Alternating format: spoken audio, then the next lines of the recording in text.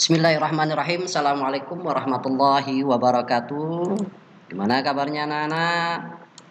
Sehat? Alhamdulillah. Alhamdulillahirabbil alamin. Nama ba'du anak-anakku ya. Pada pertemuan kali ini yaitu pada di kelas 6 kalian ya untuk pelajaran SKI, pelajaran yang pertama yaitu tentang Khalifah Utsman bin Affan. Tapi sebelum kita masuki pelajaran ya, mari kita membaca suratul Fatihah ya. Mudah-mudahan dengan bacaan suratul Fatihah kita diberikan panjang umur oleh Allah Subhanahu wa taala, diberikan kesehatan oleh Allah Subhanahu wa taala, dan juga orang-orang yang kita cintai, itu orang tua kita dan siapapun orang yang kita cintai. Ya, mudah-mudahan sama diberikan panjang umur, diberikan kesehatan oleh Allah Subhanahu wa taala. Amin amin ya rabbal alamin. Ya. Syiril Fatihah. A'udzubillahi minasyaitonirrajim. Bismillahirrahmanirrahim. Alhamdulillahirabbil alamin arrahmanir rahim maliki yaumiddin. Iyyaka na'budu wa iyyaka nasta'in. Ihdinas siratal mustaqim. Shiratal ladzina an'amta 'alaihim ghairil maghdubi 'alaihim waladdallin. Amin. Anak-anakku ya, dan sebelum kita masuki pelajaran juga mari kita berdoa kepada Allah Subhanahu wa taala dengan bacaan doa sebelum belajar ya anak-anak. Bismillahirrahmanirrahim. Rabbi zidni ilman warzuqni fahman birahmatika ya arhamar rahimin. Nah, anak-anak, pada pertemuan di kelas 6 ini kalian sudah belajar tentang SKI di kelas sebelumnya. Kita akan belajar di sini tentang sahabat-sahabat Nabi. Ya, sahabat Nabi yang kita bahas kali ini yaitu pada pertemuan pertama, pelajaran pertama yaitu Khalifah Utsman bin Affan. Nah, sebelumnya yuk lihat. Pokoknya kita harus kenal dulu dengan Utsman. Siapakah Utsman itu? Utsman bin Affan, sahabat Nabi. Utsman bin Affan adalah seorang saudagar atau pedagang yang sukses dan berhasil. Beliau adalah seorang pedagang yang sukses dan berhasil. Beliau merupakan salah satu sahabat yang masuk Islam pada awal dakwah Nabi Muhammad Shallallahu Alaihi Wasallam. Beliau masuk Islam atas ajakan sahabatnya yang bernama Abu Bakar As-Siddiq. Ya, Utsman bin Affan banyak berperan dalam pengembangan agama Islam pada dakwah pada waktu itu. Beliau bersedia menyumbangkan sebagian hartanya demi kepentingan agama Islam. Beliau mendapat julukan Zunnurain. Zunnurain itu apa artinya? Zunnurain artinya yang memiliki dua cahaya. Karena beliau menikahi, kenapa disebut dua cahaya? Nah, karena beliau menikahi dua putri Nabi Muhammad Shallallahu Alaihi Wasallam. Yang bernama siapa? Ruqayyah dan Ummu Kulsum ya. Pertama kali Utsman bin Affan menikah dengan Ruqayyah. Setelah Ruqayyah meninggal dunia, lalu Utsman menikah lagi dengan Ummu Kulsum ya. Gelar Utsman bin Affan yang lain adalah hijratain, yang berarti hijrah dua kali. Utsman bin Affan pertama kali hijrah ke Habasyah, Ethiopia bersama beberapa sahabat untuk menghindari tekanan kaum kafir Quraisy. Setelah aman, mereka pun kembali lagi ke Mekah. Hijrah yang kedua bersama umat Islam yaitu ke Madinah. Jadi Utsman bin Affan itu adalah sahabat Nabi sekaligus mantu Nabi kita Muhammad Shallallahu Alaihi Wasallam. Nah, beliau dijuluki dengan Zunnurain, yaitu dua cahaya. Kenapa disebut dua cahaya? Beliau dijuluki karena beliau menikahi dua putri Nabi yang bernama Ruqayyah dan Ummu Kulsum. Nah, beliau juga dijuluki dengan ada julukan yang kedua yaitu hijratain, yaitu hijrah dua kali. Utsman bin Affan pertama kali hijrah ke Habasyah, Ethiopia. Nah, pertama beliau kenapa dijuluki hijratain, dua kali hijrah. Nah, di sini karena beliau yang pertama ke Habasyah, yang kedua ke Madinah. Nah, dua kali itu hijrah. Ya. Nah, sekarang kita harus tahu silsilahnya. Silsilah garis keturunan Utsman dengan Nabi Muhammad bertemu pada Abdul Manaf. Ya, ya di sini tuh ya. Di sini lihat dari Abdul Manaf, Hashim, Abdul Muthalib, Abdullah Muhammad. Dari Utsman, Abdul Manaf, Abdul Syam, Umayyah, Abdul Ash, Affan dan Utsman. Ya, Utsman bin Affan. Nah, bagaimana sih kepribadiannya? Seperti apa kepribadian beliau? Apa pekerjaan Utsman bin Affan? Apa yang disumbangkan Utsman bin Affan saat terjadi perang Tabuk? Di sini kita akan bahas. Ya, lihat, lihat di sini. Setelah menginjak dewasa, Utsman bin Affan menjadi saudagar yang kaya dan dermawan, berbudi luhur. Ya, berbudi luhur. Utsman bin Affan di sini saudagar yang kaya, ya, yang dermawan, baik hati, ya. Nah, di sini ada sebuah hadis, Utsman memiliki sifat pemalu. Nah, Utsman ini memiliki sifat malu. Dalam sebuah hadis disebutkan bahwa Rasulullah bersabda, umatku yang benar-benar pemalu adalah Utsman bin Affan. Perasaan malunya bertambah ketika dilihat orang. Nah, itu menyebabkan orang yang bertemu dan berhadapan dengan beliau juga merasa malu dan segan kepadanya. Bahkan Rasulullah pun berkata kepada Aisyah, tidakkah saya malu kepada orang yang malaikat pun malu kepadanya? Ya, jadi kalian bisa baca di sini, ya. Nah, sebelum Islam datang ke Mekah, Utsman bin Affan sudah dikenal sebagai pribadi yang kaya raya, sukses dalam berusaha, dalam usaha. Kenapa? Karena Utsman bin Affan itu gigih dan ulet dalam berdagang, tanpa pantang menyerah, ya. Semangat. Kalau kalian juga semangat dalam belajar, kalian akan pinter. Nah, Utsman bin Affan ini di sini berdagang, semangat. Maka Utsman menjadi seorang yang kaya raya. Kekayaan dan harta yang dimiliki tidak membuat menjadi orang yang kikir atau pelit. Walaupun Utsman kaya raya, tapi beliau tidak pelit. Bahkan beliau menjadi orang yang dermawan. Semua orang mengakui kedermawanannya. Setelah Utsman bin Affan memeluk agama Islam, pengorbanannya sungguh luar biasa. Beliau menyerahkan sebagian besar kekayaannya demi kepentingan dakwah Islam, bantu orang-orang kekurangan, serta membebaskan para hamba sahaya muslim yang mendapat siksaan dari tuannya. Ya, ketika itu para sahabat di kelas 4 kalian belajar, para sahabat Nabi, ya, yang telah disiksa, ya, jadiin budak. Nah, ini dibayar sama Utsman bin Affan untuk dibebaskan. Nah, itu kedermawan satu contoh. Kedermawan beliau adalah ketika terjadi perang Tabuk. Ketika perang Tabuk terjadi, Utsman bin Affan menanggung sepertiga biaya perang dengan menyumbangkan 950 unta, 100 kuda, dan 1000 dinar. Bayangin coba.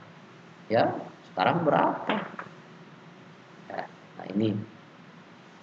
Nah, di sini kita akan belajar kembali, yaitu tentang Utsman juga. Peran Utsman bin Affan setelah masuk Islam. Siapa yang mengajaknya tadi? Ya, sahabat Nabi yang bernama Abu Bakar Rasyid. Jadi, apa peran Utsman bin Affan setelah masuk Islam? Sebagai apa? Ya, sebagai apa peran Utsman? Di sini. Sebelum masuk Islam, Utsman bin Affan tidak banyak mengetahui tentang Nabi Muhammad. Utsman bin Affan hanya mengetahui tentang kepribadian Nabi dari sahabat-sahabatnya. Abu Bakar As-Siddiq menerangkan tentang kenabian dan kerasulan Nabi.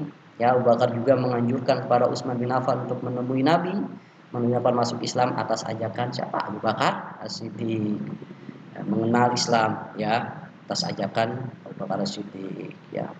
Setelah mendengarkan nasihat-nasihat penjelasan tentang Islam dari Abu Bakar Siddiq, pada saat Nabi sedang mengalami kekurangan biaya untuk perang Tabuk. Nah, di sini, ya. Nah, pada saat Nabi Muhammad SAW sedang mengalami kekurangan biaya untuk perang Tabuk, peperangan antara umat Islam. Nah, ini apa peran Utsman bin Affan setelah masuk Islam? Nah, perannya di sini menyumbangkan harta, ya, ketika perang Tabuk.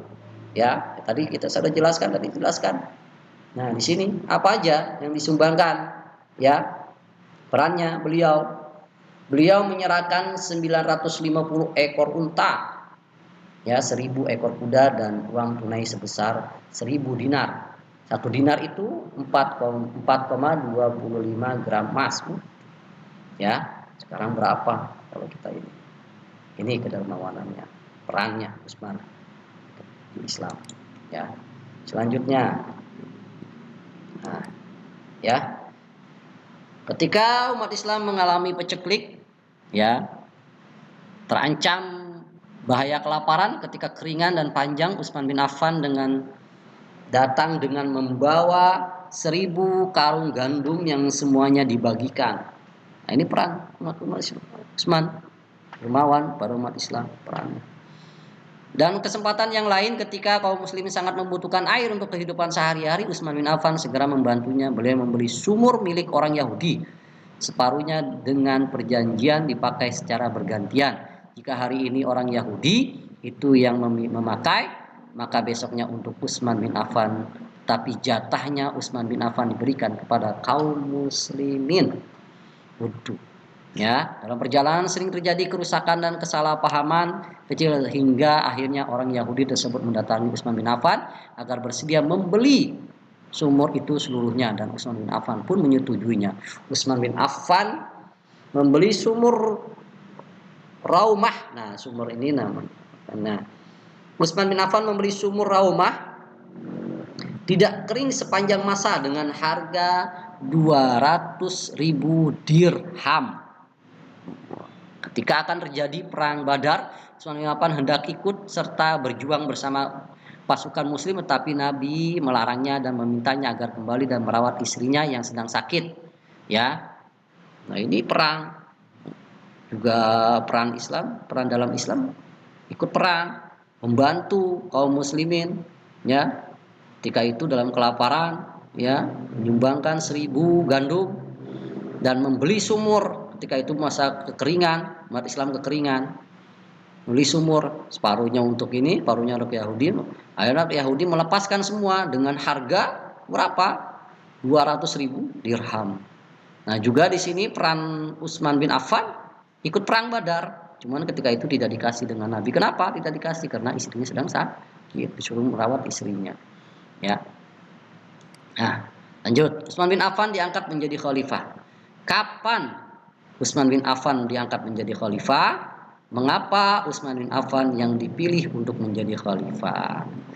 Sebelum wafat Khalifah Umar bin Khattab menunjuk tim yang bertugas untuk mengangkat khalifah untuk meneruskan khalifah. Tim tersebut terdiri dari 6 orang sahabat terkemuka, yaitu Utsman bin Affan, Ali bin Abi Thalib, Abdurrahman bin Auf, Talha bin Ubaidillah, Zubair bin Awam, dan Sa'ad bin Abi Waqqas. Nah, diingat nih, ya kan, 6 orang terkemuka ketika setelah Umar bin Khattab meninggal, ya kan? Umar bin Khattab meninggal, khalifah yang kedua meninggal, ini pengen ada pemilihan khalifah pemimpin. Tunjuklah 6 sahabat-sahabat Nabi yang untuk memilih. Ya, Utsman bin Affan, Ali bin Abi Thalib, Abdurrahman bin Auf, Talha bin Ubaidillah, Zubair bin Awam, dan Sa'ad bin Abi Waqqas.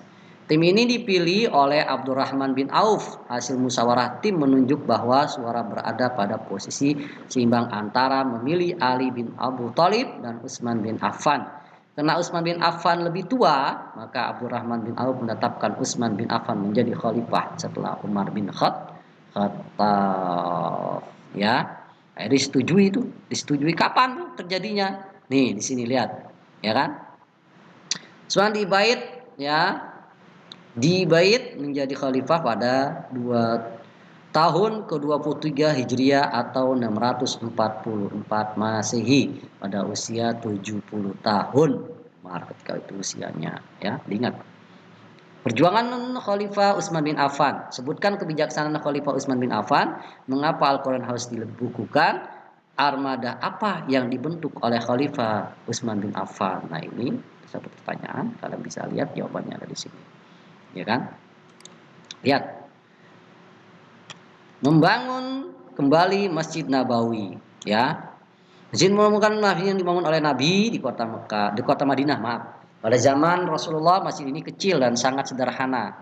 Pada masa Khalifah Umar bin Khattab, masjid ini pernah diperbaiki. Sekarang Masjid Nabawi jauh lebih indah dan lebih luas serta sangat megah.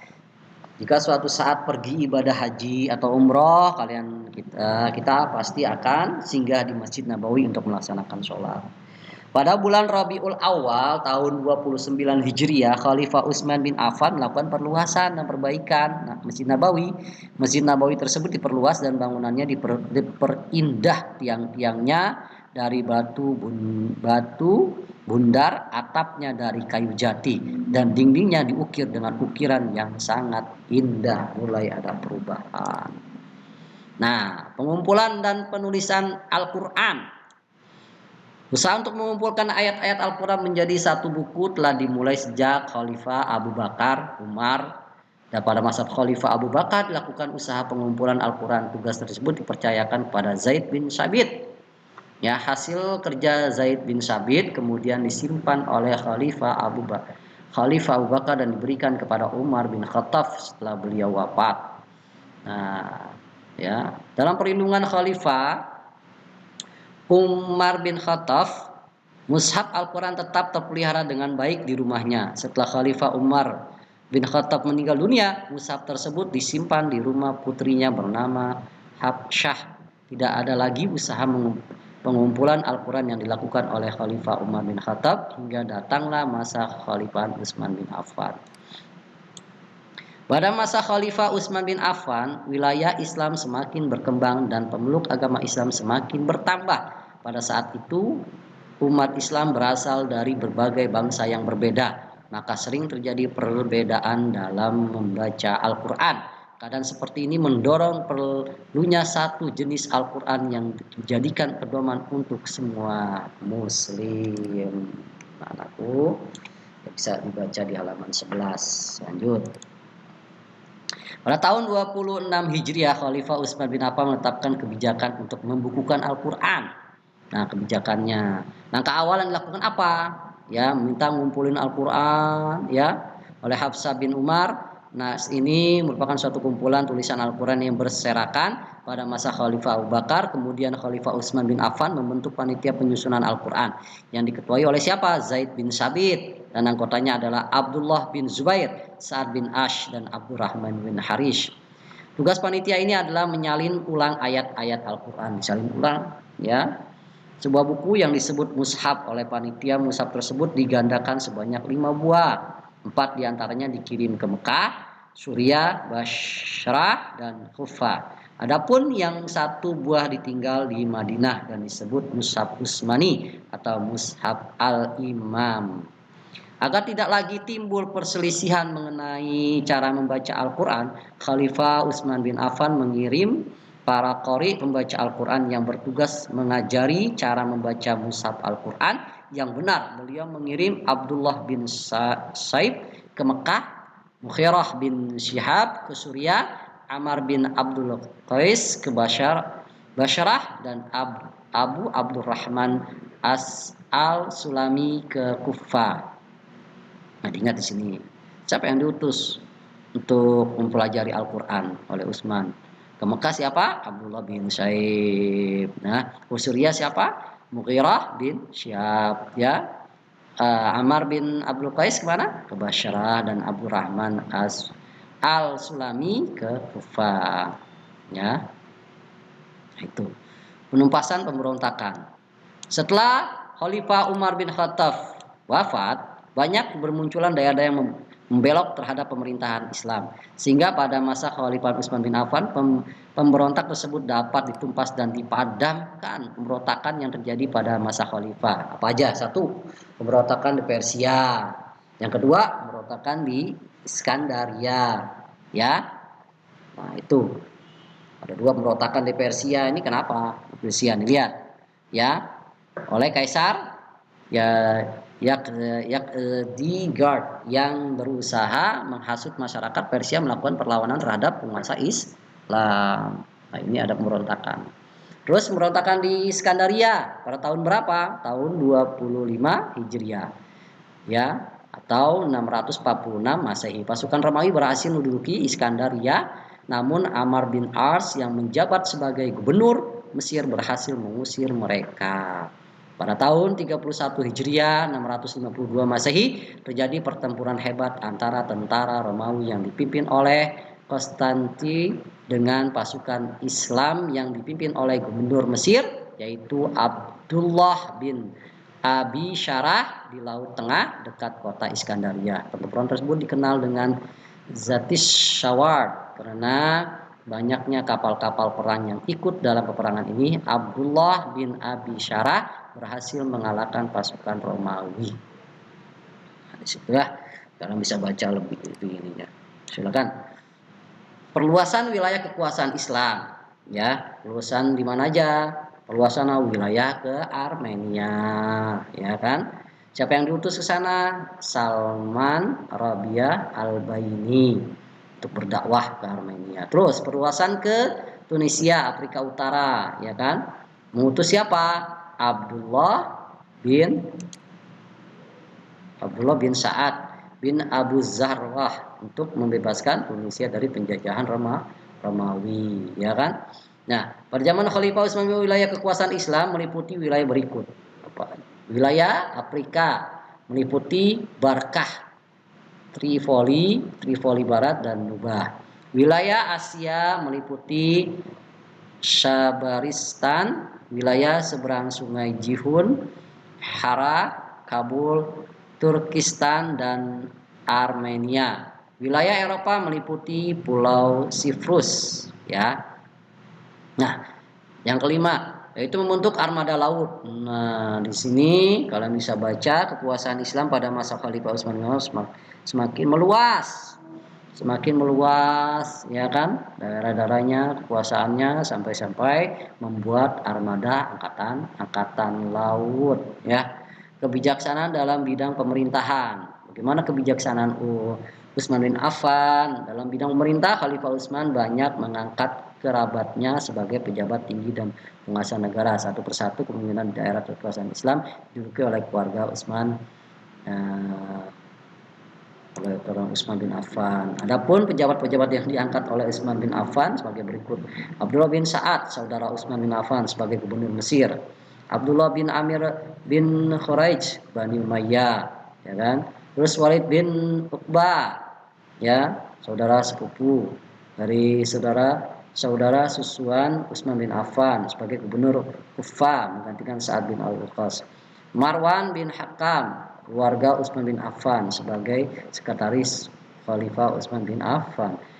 Akhir pemerintahan dari Khalifah Utsman bin Affan. Nah, di sini.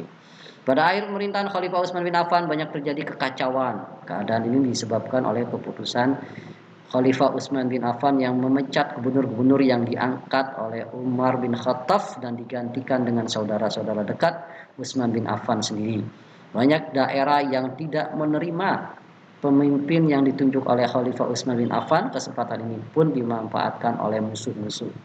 Nah, di sini para gubernur-gubernur ditunjuk oleh Utsman bin Affan dari saudara-saudaranya. Nah, banyak yang tidak setuju. Nah, diambil kesempatan kepada musuh-musuh Islam untuk menghancurkan, memfitnah, menghasut, ya, agar rakyat berontak, ya. Nah, salah satu penghasut adalah Abdullah bin Syabah, seorang Yahudi yang pura-pura masuk Islam. Dia menyebarkan fitnah di Hijaz, kemudian di Irak, Basra, Mesir. Ketika Khalifah Utsman bin Affan mengganti gubernur Irak, Abu Musa Al-Ansyari dan Abdullah bin Amir, Abdullah bin Sabah menghasut rakyat Irak agar menolak penggantian itu. Setelah diketahui oleh gubernur, Abdullah bin Sabah diusir dari Irak. Pada tahun 35 Hijriah datanglah satu rombongan dari Mesir yang dipimpin oleh Muhammad bin bin Bakar untuk menemui Khalifah Utsman bin Affan di Madinah. Bersamaan dengan itu datang pula para perusuh dari Irak, Kufah dan Basra. Mereka menuntut agar gubernurnya diganti. Permintaan mereka ditolak oleh Khalifah Utsman bin Affan, sedangkan pemberontak itu ditolak datang ke Utsman bin Affan. Ya. Nah, di Mesir menuntut agar gubernur Mesir dipecat dan sebagainya. Terus ada terjadi ini. Apa aja penyebabnya terjadinya ini? Ada pada masa pemerintahan Utsman bin Affan. Penyebab terjadinya fitnah, ya kebijakan Umar Utsman bin Affan mengangkat kerabat-kerabatnya, ya kan? Terus apalagi pengangkatan Marwan bin Abi Hal sangat tidak disukai masyarakat muslim, kesederhanaan dan kemurahan hati Khalifah Utsman bin Affan menjadi penyebab bencana bagi dirinya. Beliau terlalu mempercayai Marwan bin Hakam, akibatnya banyak yang membuat kerusuhan. Ya, terus kaum munafik telah menyebarkan fitnah dan hasutan. Ya, nah, apa? Di sini ada keteladanan. Kita akan kembali keteladanannya. Nah, Utsman bin Affan itu dermawan, ya kan, yang baik, ya, suka menolong, suka sedekah, banyak-banyak, rendah hati dan sederhana, pemalu, ya, ada tiga: dermawan, rendah hati, dan pemalu, ya. Cukup anak-anak, ya, untuk pelajaran kali ini yaitu tentang SKI. Untuk lebihnya, lebih lebih jelasnya kalian bisa membaca di buku, ya, di buku kalian, di buku SKI kelas 6. Mudah-mudahan bermanfaat, ya, buat kita semua, dan mudah-mudahan kalian kita diberikan pemahaman oleh Allah Subhanahu wa taala dalam belajar, ya. Yang sebelumnya kita dapat mengambil dari hikmah dari Khalifah Utsman bin Affan, ya kan. Nah, kurang lebihnya mohon maaf. Akhirul kalam, assalamualaikum warahmatullahi wabarakatuh.